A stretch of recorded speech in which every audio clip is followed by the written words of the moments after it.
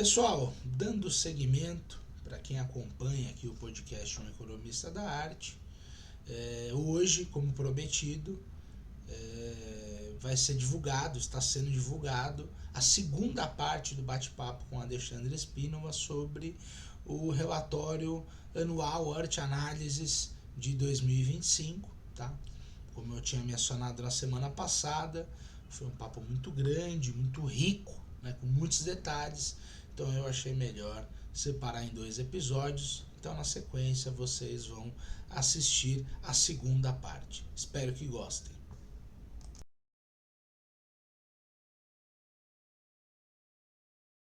Entrando então na segunda parte do relatório, sobre as feiras, né? Aqui a gente vai discutir aspectos cruciais, né, os principais destaques das feiras individualmente, né? Então, para a maioria dos entrevistados, a distinção e reconhecimento e o público da feira são os grandes diferenciais da SP Art, né?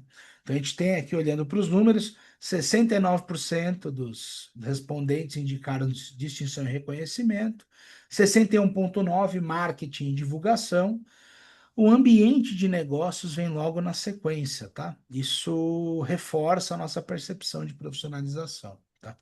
Ale, você quer fazer algum comentário aqui? É que a SPART é a feira mais antiga, né? Foi a sua 21ª edição. Ela é no prédio da Bienal, no pavilhão da Bienal, então, aonde acontecem os principais eventos de arte no Brasil, seja a Feira SPART ou seja a Bienal de São Paulo.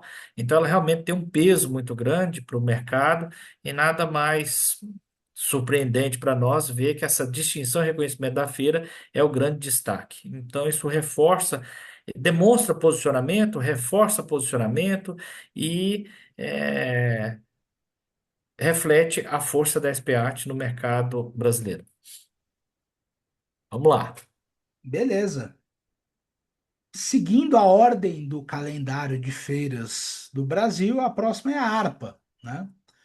E a maior parte dos respondentes afirma que estrutura e localização são os grandes diferenciais positivos da feira ARPA, né? Então, 88% escolheram, né, essa opção.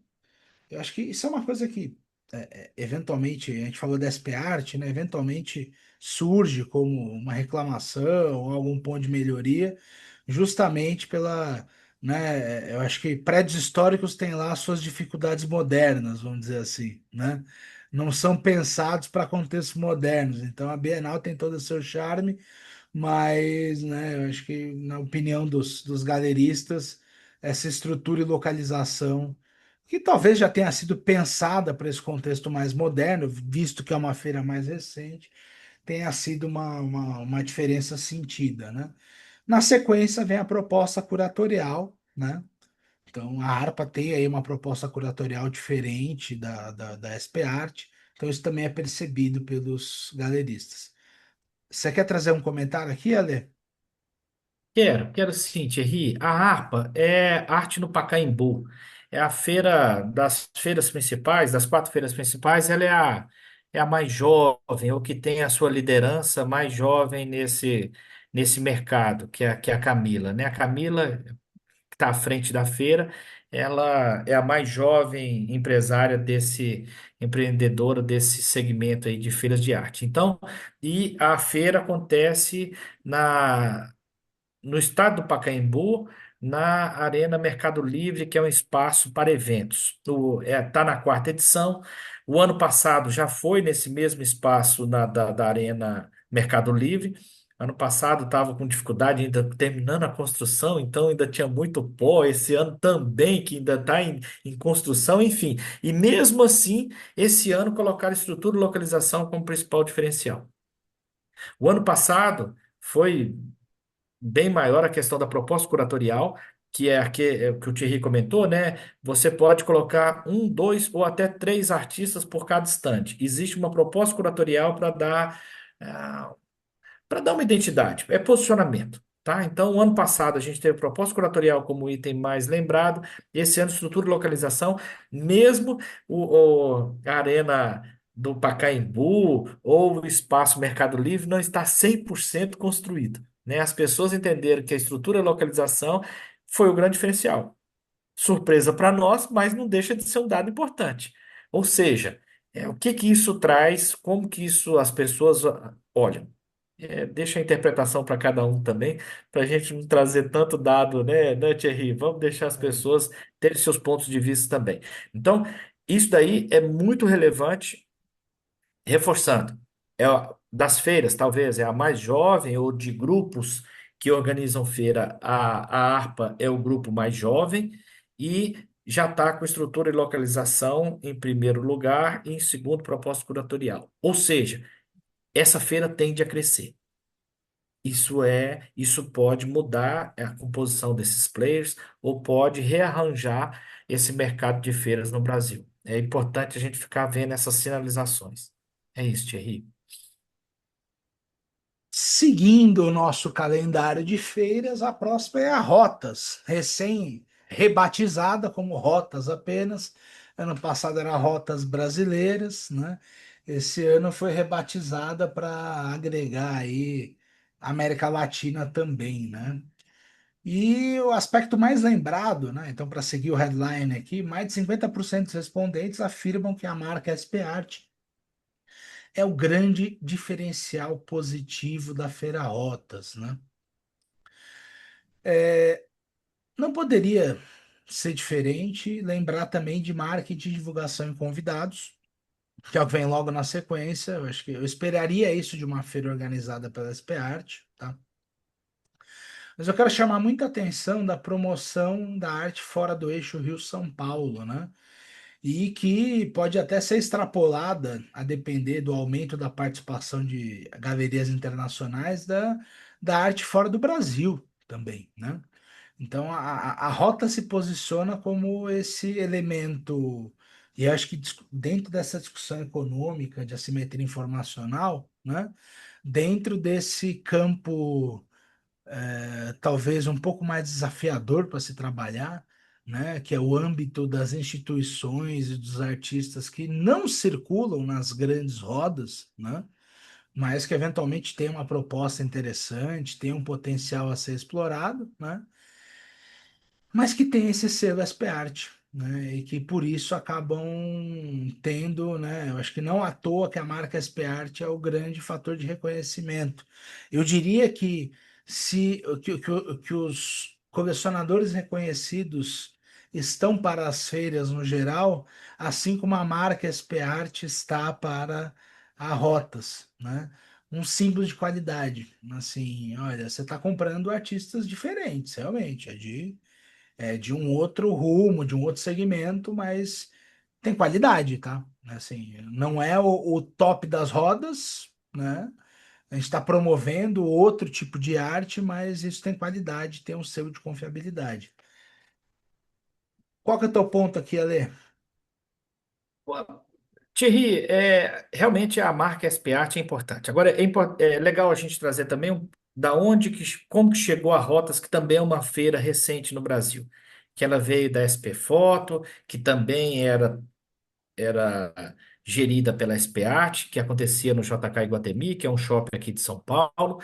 E aí, a partir do momento que a SP Foto ela cresceu e deu origem a rotas brasileiras, justamente para sair do eixo Rio-São Paulo. Então, a rotas brasileira era para trazer aqui para São Paulo, principalmente, a arte de fora do eixo Rio-São Paulo. Ela surgiu com esse conceito, como uma evolução do SP Foto e trazendo também esse diferencial. Hoje, decidiram tirar o brasileiro, está só rotas, mas enfim, o que vale é uma feira que já tem o seu posicionamento e que, claro, traz a marca SP Art, que é o grande diferencial da feira. Acho que entender esses mecanismos é importante para a gente entender também o posicionamento da SP Art, a de abril, que acontece na Bienal, e a SP Art Rotas, que acontece em agosto na Arca, que fica na Vila Leopoldina, um bairro aqui de São Paulo, né? Então é importante entender a realidade dessas duas feiras para a gente ver posicionamentos diferentes, o que faz com que o mercado ele está se ampliando, o mercado está se profissionalizando, tanto é que tem feiras com da mesma empresa operando em segmentos diferentes. Isso para gente que milita no mercado, né, Thierry, é muito Uhum. interessante ver esse grau de maturidade e evolução do É. mercado da arte brasileiro. Eu acho que esse avanço de ter portfólio, né? Eu acho que de você ter aí, atuar numa frente A e numa frente B, né? É um sinal de maturidade do mercado, é um sinal de evolução. Então, tem que ser muito bem avaliado mesmo. E para encerrar o calendário de feiras anuais, e também a segunda parte do nosso relatório, ambiente descontraído é o maior diferencial positivo da Feira Arte Rio, para mais de 80% dos galeristas. Bom, no ano passado isso também já apareceu, um ambiente descontraído. Acho que é legal fazer essa dicotomia, se São Paulo, tanto em feira quanto em cidade, carrega essa coisa de negócios e que parece que a gente aqui em São Paulo vive só para trabalhar. E eu não discordo totalmente de quem fala isso. Eu acho que São Paulo tem essa coisa um pouco mais pesada, o Rio te permite levar a vida de um jeito um pouco mais leve, vamos dizer assim. Então, é claro que sem tirar a seriedade da feira também, não me levem a mal, por favor, tá? Acho que esse é um diferencial positivo que foi colocado pelas pessoas. Então foram esses mesmos galeristas que também apontaram todos os indicadores de avanço de mercado. Então, eles entendem que isso é bom também para venda, tá? E aí a estratégia, pessoal, eu acho que vai ter cliente que você vai ter que ser mais sisudo e tem cliente que você vai ter que sorrir um pouco mais. Talvez no Rio de Janeiro você consiga vender mais para aqueles que sorriem mais, né? E tá tudo bem, tá? Na sequência, a gente vem estrutura e localização. A Marina da Glória é um baita lugar, né? Sou suspeito para falar ali daquele espaço, acho super bonito, né? Então, acho que conversa muito. E na sequência, marketing, divulgação e convidados. Né? De todas essas feiras que nós falamos, é a única fora de São Paulo, né? Então, acho que carrega um peso muito grande aí de ser a maior feira do Brasil fora de São Paulo. Seus comentários, André. Seguindo essa linha, né, Thierry, a força que o Rio tem, Aham. né? Isso é importante. Reforça muito a importância do Rio como um centro, um hub do mercado da arte.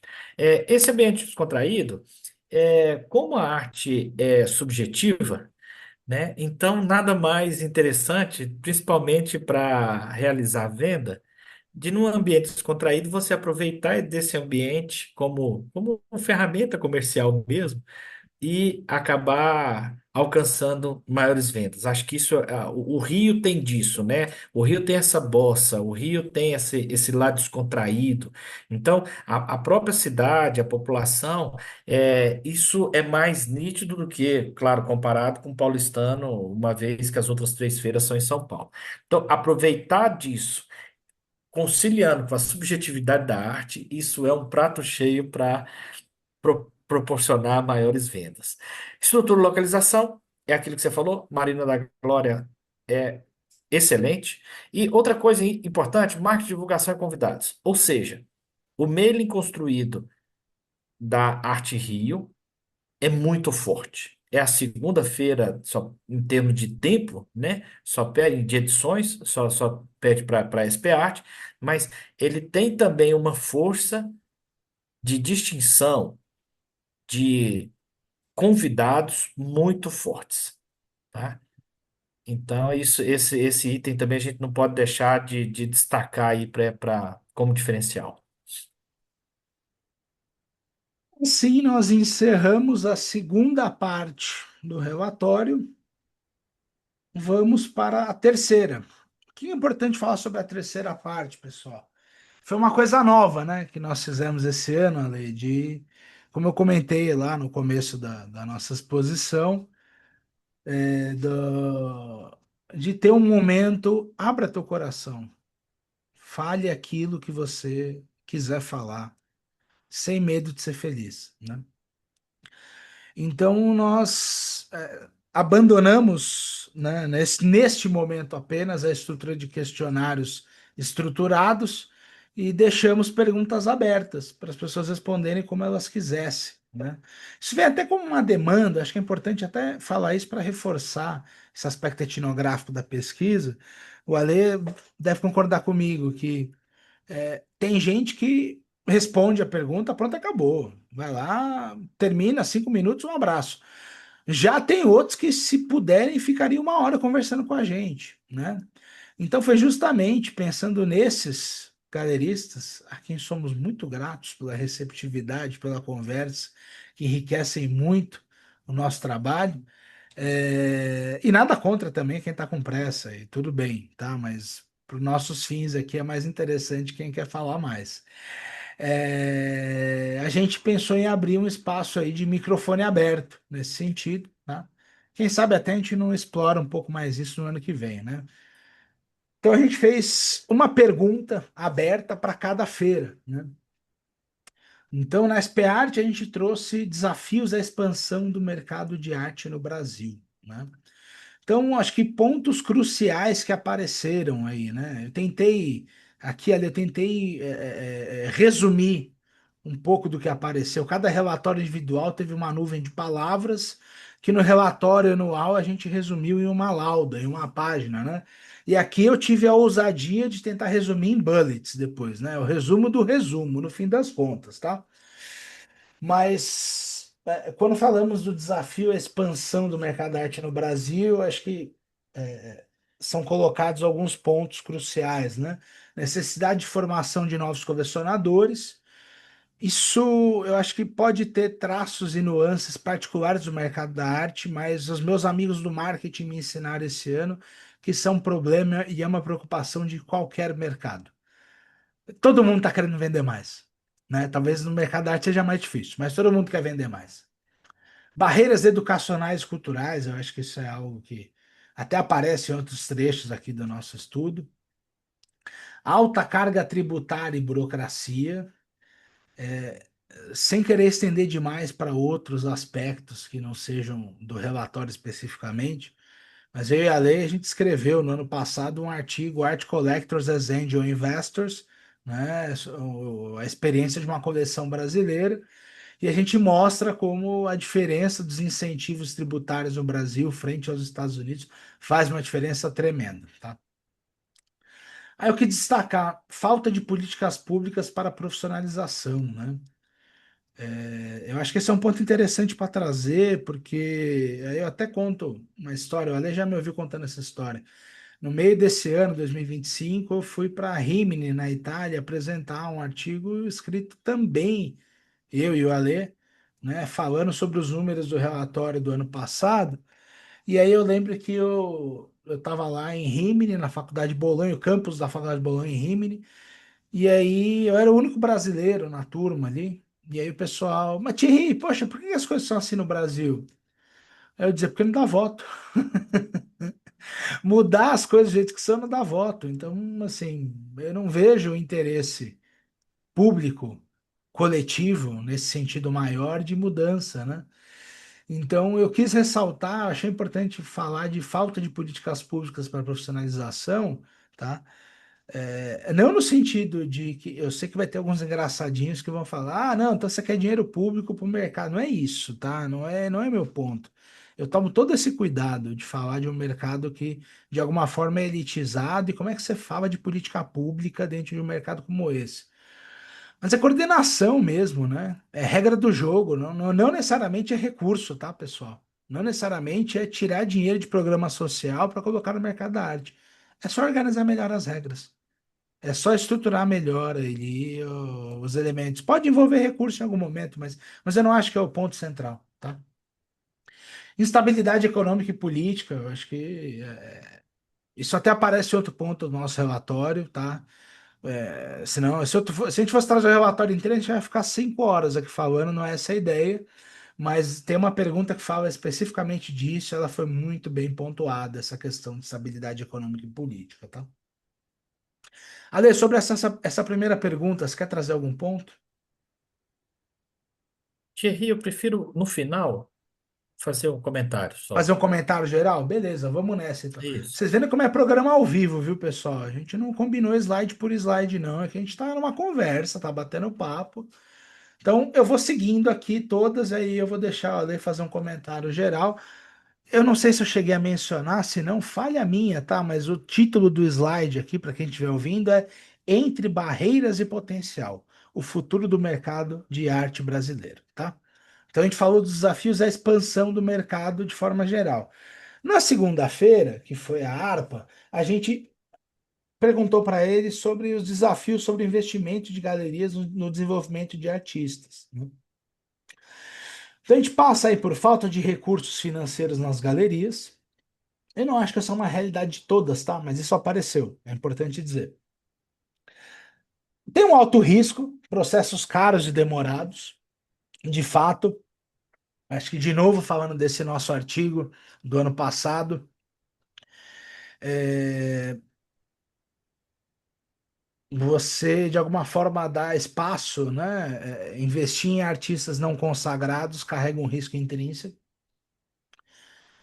Aí eu quis destacar a dificuldade de inserção em instituições e museus. Eu entendo que o mercado no Brasil ele também tem uma certa dificuldade de institucionalização, de absorção dos talentos, de absorção do que vem.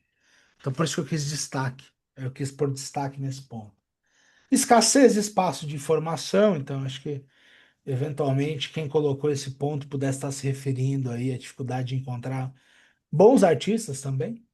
Necessidade de internacionalização, isso conversa. Vocês vão ver que tem algumas questões aqui que são autorreferenciadas nas demais, tá? Tensão entre visibilidade institucional e valorização comercial. Aí é aquele grande impasse, né? Você não faz um grande artista em menos de 10 anos. Precisa investir na carreira desse cara desse cara, dessa mulher, seja lá de quem for, por um período maior, né? Então, eu acho que entra um pouco essa dificuldade, né? Então, ARPA, na sequência, rotas, a gente falou da formação de novos compradores e colecionadores. Foi essa a pergunta, né? Que dificuldades, que barreiras existem nesse sentido? Desvalorização cambial e altos impostos. É algo que eu esperaria até mais no último item, mas apareceu nesse também, tá? E de fato faz sentido, né? Acho que a parte cambial especificamente, de alguma forma fez com que fosse mais difícil ter experiências em mercados mais amplos, que de alguma forma poderiam nos trazer, né? Alguma vivência, algum ensino sobre como lidar com isso. Altos impostos eu já falei também, né? Custos de transporte e participação em feiras internacionais, né? Falta de incentivos públicos, baixa profissionalização de parte das galerias.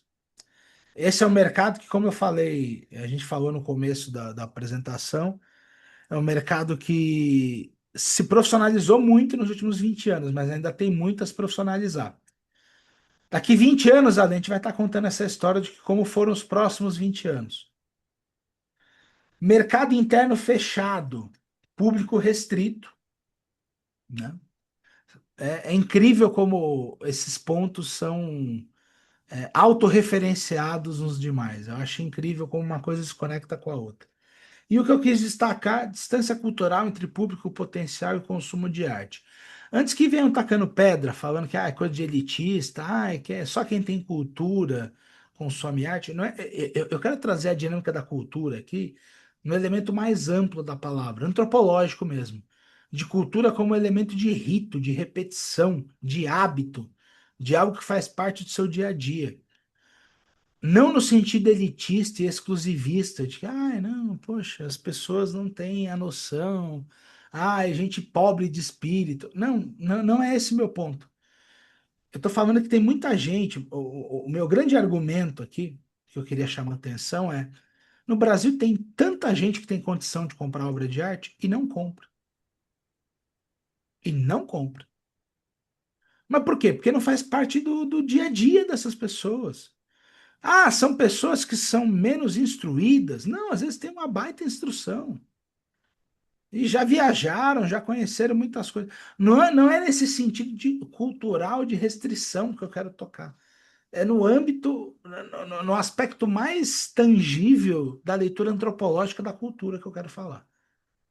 Eu acredito que uma coisa que você não sabe que é possível, você não vai querer ir atrás. Então, se você só convive, e a vida inteira você conviveu com pessoas de todo tipo de background possível, mas que não tem o hábito, não tem ali a vivência dentro do mercado da arte, o mercado da arte no Brasil, ele tem essa característica de também ser autorreferenciado e se fechar em si próprio, menos pessoas vão querer participar. No fim das contas, o que eu talvez queria chamar a atenção aqui é: ei, você que tem muita grana, você talvez não precisa de uma 10ª Ferrari. Você pode parar na nona e pode comprar o seu primeiro quadro. Acho que é mais essa a mensagem, tá? A distância cultural entre público potencial e o consumo de arte. Descarte essa visão elitista. Não é esse o ponto. Não é esse o argumento, tá? E internacionalização do mercado de arte brasileiro, taxação elevada e câmbio desfavorável, isso foi trazido em outro ponto já. Eu acho que uma coisa era fazer negócio no Brasil com outros países quando. Ai, que saudade desse tempo, quando o dólar era 1 para 1, 1 para 2, 1 para 3. Hoje a gente fica feliz quando bate perto de 5, né? Então isso tem um elemento forte também de dificuldade de internacionalização. Custos de exportação e transportes, né?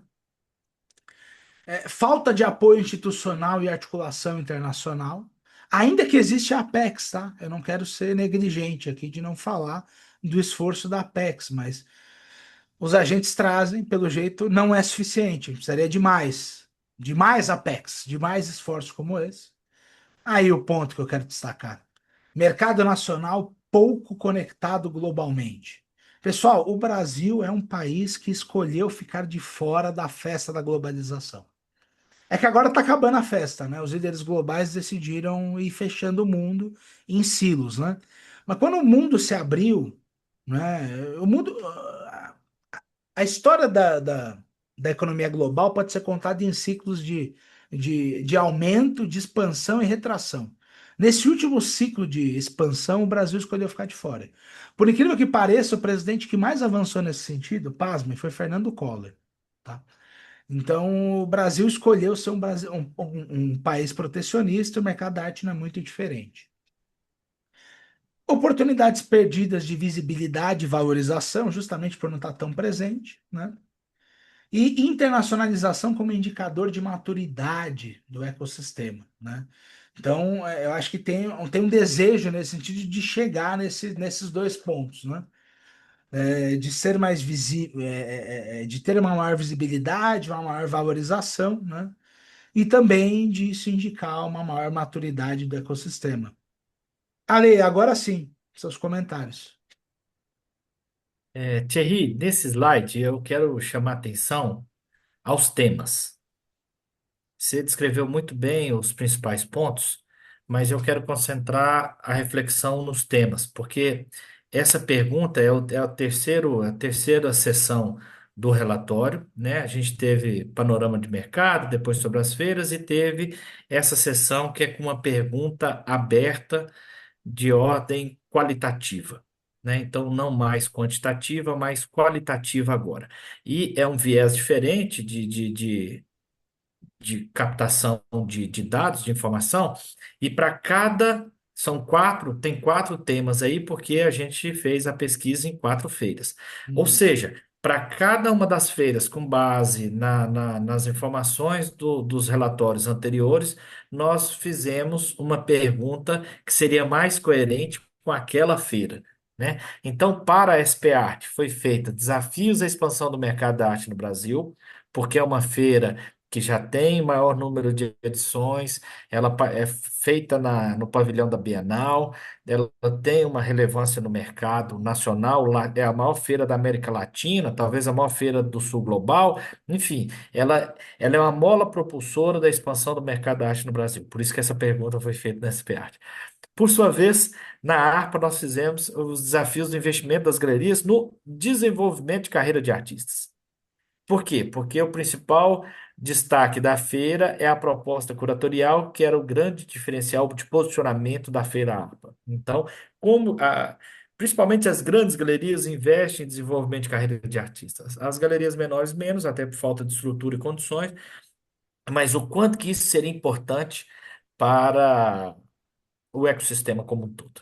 Já na rotas que tinha esse viés de sair do eixo Rio-São Paulo, trazendo um novo segmento para as feiras da feira SP Arte, né, nós perguntamos sobre formação de novos compradores e colecionadores, porque realmente um dos objetivos principais da feira é justamente atrair, através desse sair do eixo Rio-São Paulo, novos compradores e colecionadores. E por fim, a pergunta que foi feita na Arte Rio era sobre a internacionalização do mercado da arte no Brasil. Bem colocado por você, a Apex, em parceria com a BACT, tem o projeto Latitude e que eles fomentam a vinda de pessoas, curadores, colecionadores internacionais ao mercado brasileiro, principalmente na SP Arte e na Arte Rio. A maioria das pessoas que vêm de fora acabam quando podem escolher, optando pela Arte Rio por conta desse ambiente descontraído, até pela imagem do Rio de Janeiro, do Brasil, do Rio de Janeiro do Brasil, né? A imagem do Brasil através do Rio de Janeiro, ela tem a gente fala muito de soft power, né? A gente lembra da Kátia. Isso, o Rio realmente traz essa imagem muito positiva do Brasil e é muito conhecido internacionalmente. Então, as pessoas acabam que vêm num viés de internacionalização de mercado, optando mais pelo Rio, por isso que essa pergunta foi feita direcionada para a TI. Então, eu queria só fechar aí, como você trouxe os principais pontos de uma forma muito interessante, de trazer os temas. Por que que cada um desses temas foi escolhido para cada uma das Claro, feiras, para a gente ótimo. fazer essa terceira sessão de uma pesquisa qualitativa?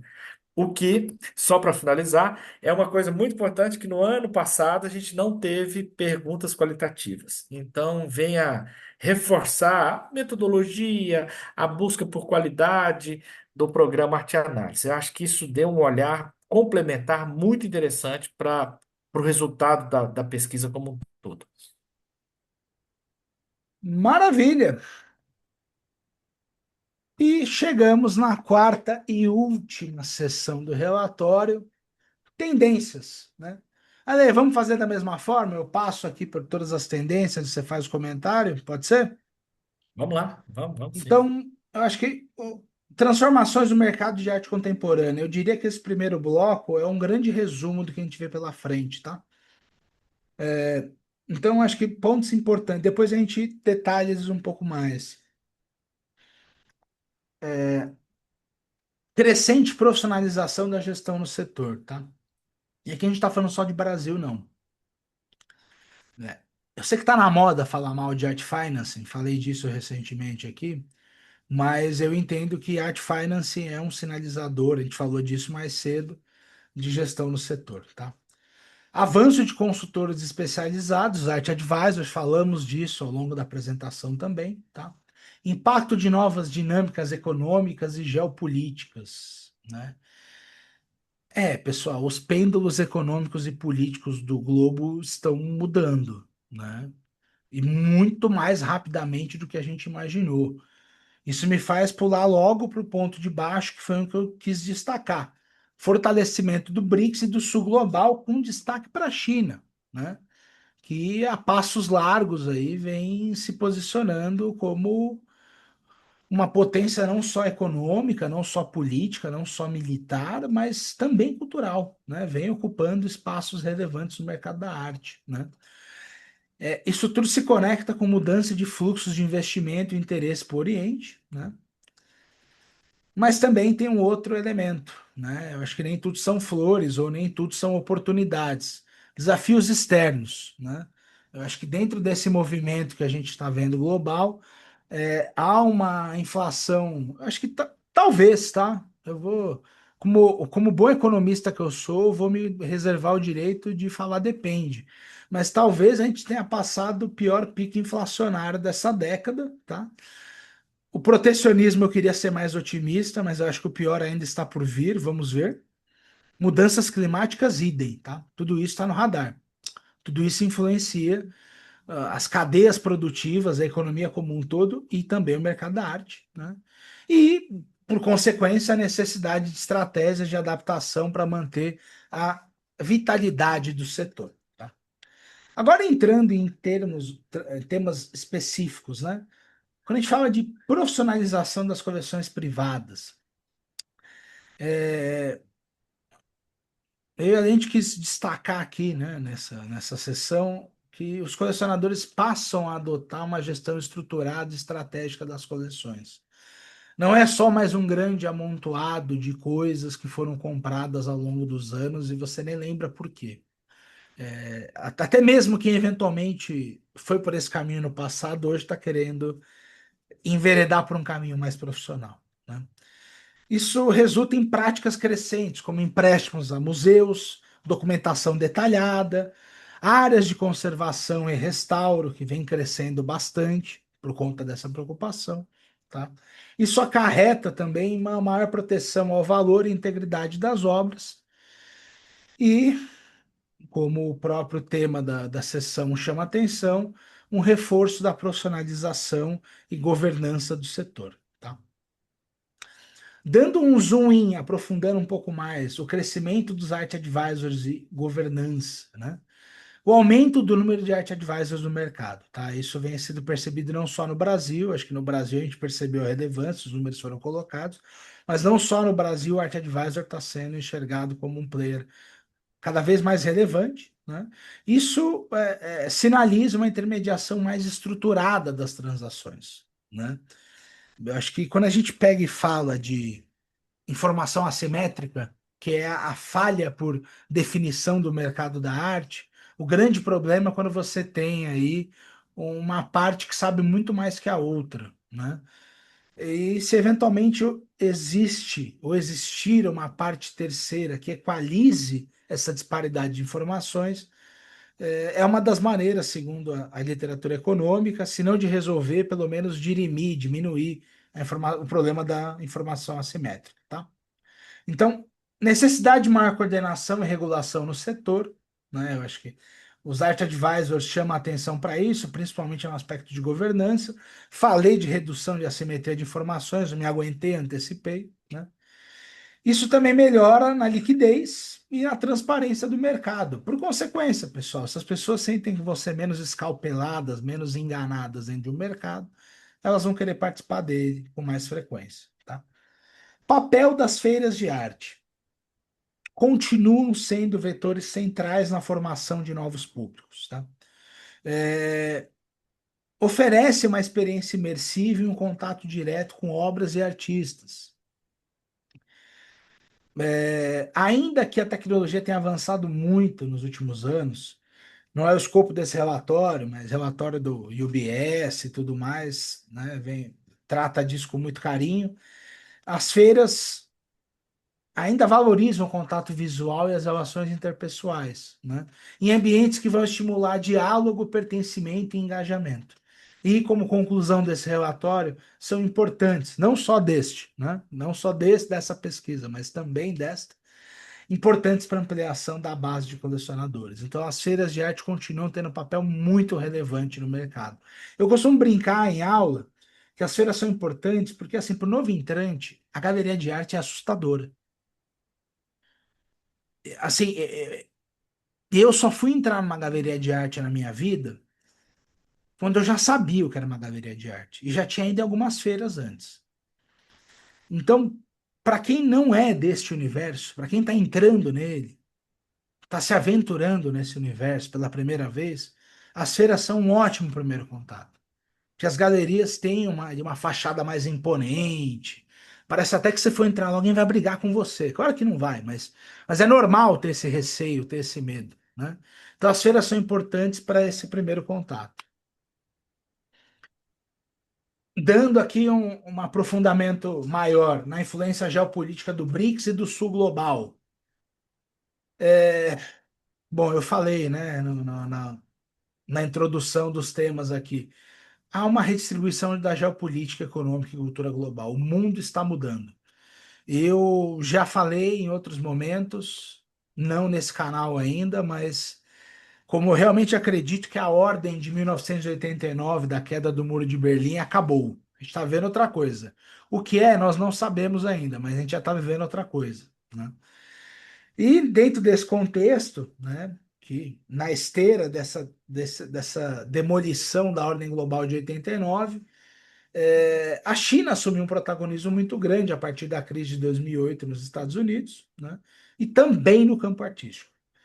Por curiosidade, a última vez que os Estados Unidos não foram o país que mais vendeu obras de arte no mundo foi justamente no ano de 2008, né?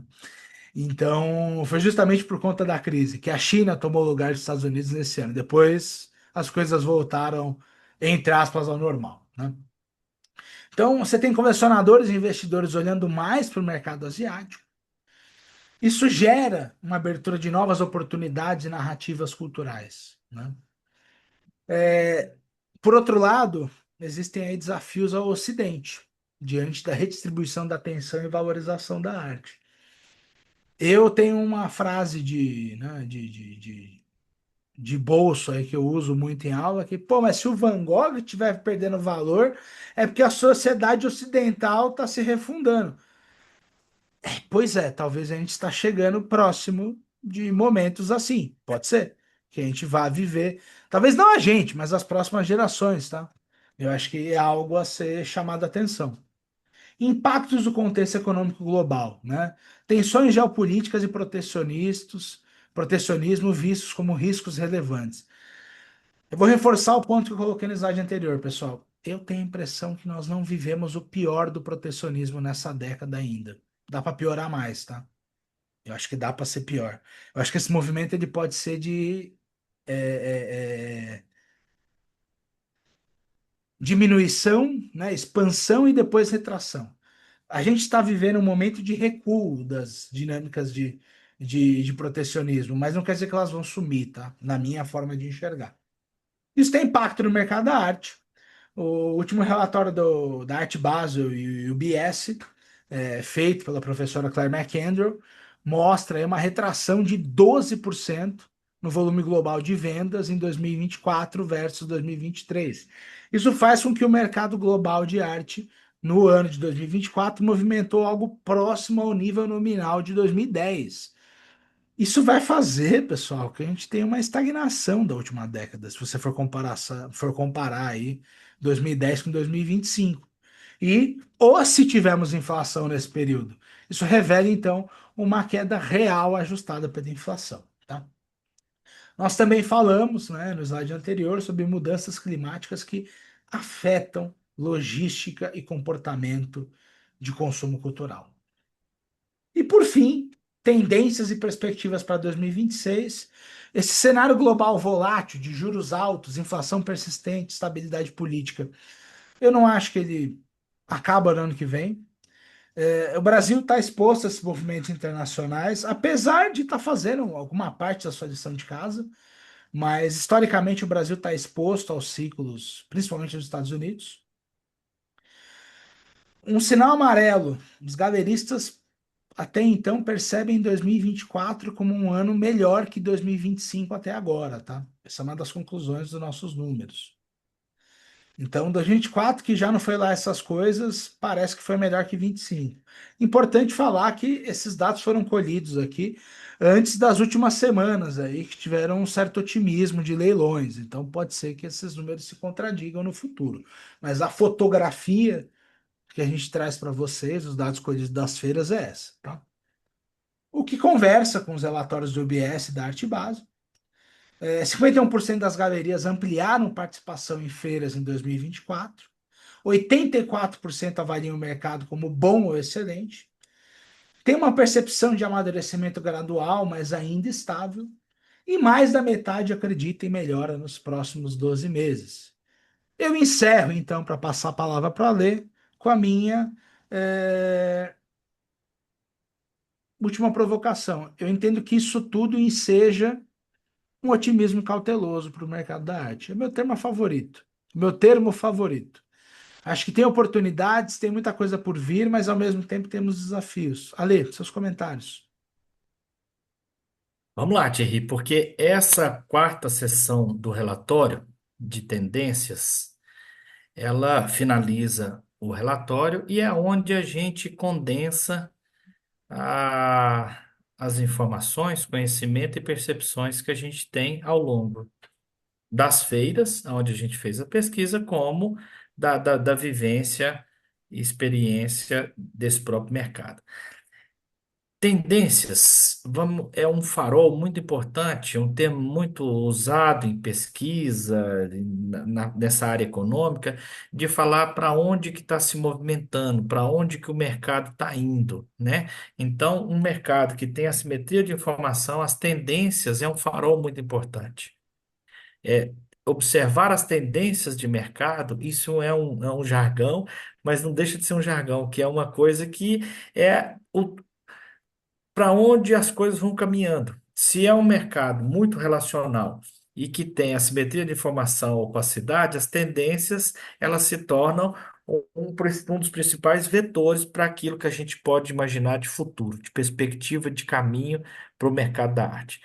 É, o Thierry muito bem colocou, a gente colocou alguns temas nessa tendência, principalmente com base, claro, nas pesquisas realizadas do programa Arte Análise, bem como em pesquisas similares, principalmente duas. A da Arte Base UBS, que é uma pesquisa macroeconômica do mercado da arte global, e a pesquisa Latitude, que é feita pela BACT e Apex, né? Que é uma pesquisa setorial da arte contemporânea.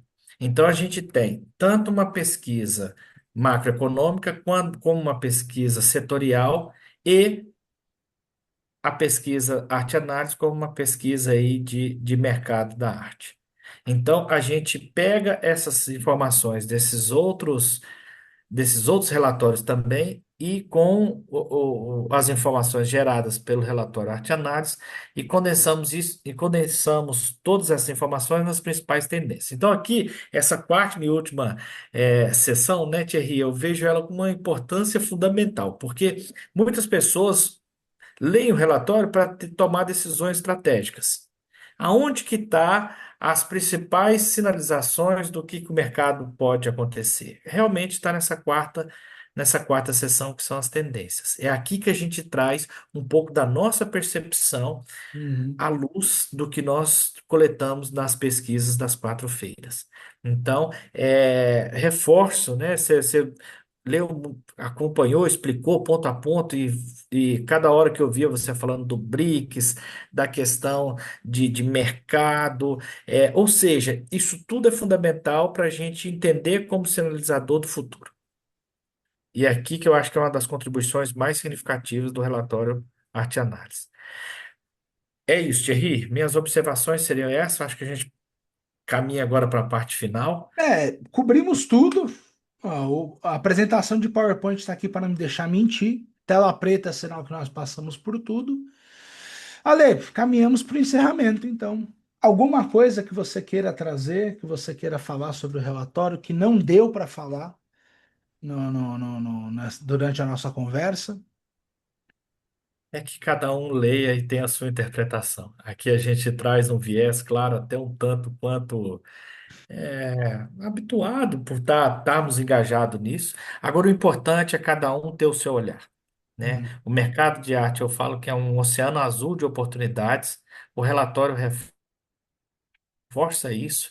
A gente tentou, ao longo das quatro sessões, trazer um raciocínio de uma forma organizada para que as pessoas tenham insights, tenham pontos a melhorar a sua atividade profissional no mercado da arte. E estou muito feliz, né, finalizando com o que a gente falou no começo, de ser o décimo relatório que a gente publica. Isso me deixa muito feliz. Para finalizar, então, eu coloco que é uma satisfação compartilhar essa pesquisa contigo, Thierry, e produzir conhecimento no mercado onde a simetria e opacidade são muito fortes. Então, é, ter esse décimo relatório, para mim, é uma conquista que é o propósito que a gente tem enquanto agente do mercado da arte, né? É muito maior do que qualquer outro objetivo. É contribuir para que esse mercado cresça de forma profissional e que a gente participe dessa evolução. Acho que isso que faz sentido na vida. Então, Claro. eu fico feliz com esse relatório, com esse bate-papo que nós tivemos aqui. Parabéns pelo podcast, obrigado pelo convite. E não podia deixar de falar meu slogan, né, Thierry? Vamos que vamos. É isso, vamos que vamos. Então é isso, pessoal. Foi o primeiro debriefing do 10º relatório produzido pelo Projeto Arte Análise. Acho que depois de 2 horas de conversa, não dá para falar que foi só um bate-papo, foi um debriefing. A gente realmente detalhou e abriu engrenagem por engrenagem. E vai ser um prazer ter o Ale aqui outras vezes com a gente e aproveitar esse espaço para trazer mais conteúdo do programa Arte Análise. Obrigado para você que acompanhou a gente até aqui. Até uma próxima. Valeu!